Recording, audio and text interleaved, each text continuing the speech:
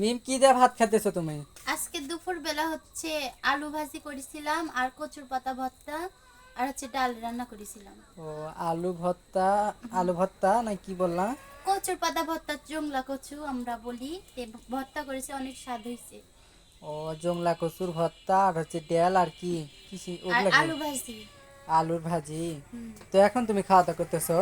বেলা তো চলে গেছে, 4টা পার হয়ে রান্না গেছে। বাড়ি করে দুপুর বেলা 2টার দিকে রান্না বাড়ি করে আজার পাইনি, তাই গোসল করে ভাত খাচ্ছি। ও, তো দেখেন মানে রান্না বাড়ি করার পর মানে আজকে আমাদের বাসায় বাজার ছিল না।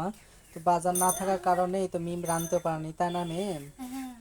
তো এই তো এখন হচ্ছে বাজার, আমি হচ্ছে কাজে গেছিলাম, কাজ থেকে এসে দেখছি এই তো রান্না করছে, ডাল রান্না করছে, কচুর পাতার ভর্তা আর হচ্ছে যা হচ্ছে আর পটল আলু ভাজি করছে, সেটা দিয়ে আমরা খাওয়া দাওয়া করতেছি। মানে এখন আমি খাইনি, মিম খাইতেছে, তারপরে আমি খাবো।